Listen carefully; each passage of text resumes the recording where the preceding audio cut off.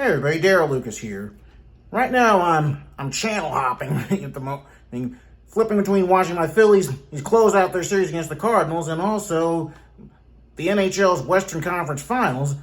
The latter because there's a chance we could be seeing what's become a very rare feat: a Canadian team making the Stanley Cup Finals. But with that game in intermission, I thought I'd get something off my chest that's been burning at me for the better part of the last few days. In the last 48 to 72 hours, I've gotten motivated more than I ever have been to walk on broken glass and ensure that Donald Trump is completely, utterly, and totally defeated and is permanently removed from our politics. You may recall that on Friday night, just a day after he was convicted in the New York hush money case, NBC News reported that several of Trump's supporters are actually trying to dox the jurors who voted to convict him. Now, it was to be expected that they'd try to go after Judge Juan Merchan and Manhattan DA Robert Bragg.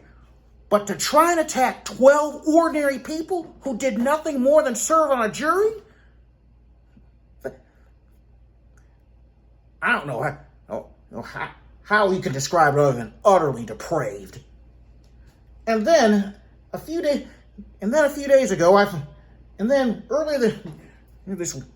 last night, I find out that one of the most deplorable of the deplorables, Dinesh D'Souza, has had a long overdue reckoning. The payon to the big lie that he released a couple years ago, 2,000 Mules, has been officially disavowed by its producer, her right-wing publishing company, Salem Media Group. It didn't come without any good deal of prodding. One of the people depicted in that movie, Mark Andrews, sued Salem and D'Souza for defamation and claimed that as a result of being falsely accused of harvesting ballots in Atlanta to help Biden win Georgia, he and his family faced all manner of threats. In response, Salem paid Andrews an undisclosed settlement, publicly apologized to him, and removed both the book and the film from distribution. Now, as I record this on Sunday night, D'Souza has not made even a cursory effort to apologize. The thought that he could willfully, or at the very least recklessly, put an innocent man through this hell, it makes me absolutely sick. A few days ago, I had a conversation with one of my more conservative friends who wondered how I could possibly support Biden, and as a Christian, knowing that he's a pro-choice and pro-LGBT rights. Well, this is my answer, folks. If abortion and marriage equality are so important that we have to tolerate outright thuggery, gangsterism, third world behavior from Trump, then it's yet another reason why I believe I didn't leave the pro-life movement. It left me. If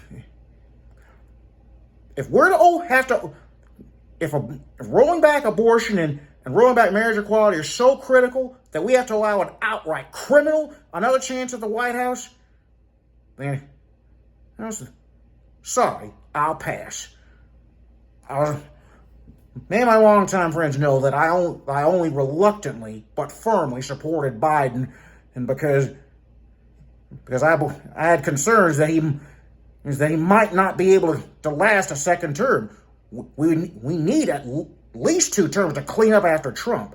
But after this, I'm willing to walk on broken glass to make sure Trump is defeated. Utterly defeated.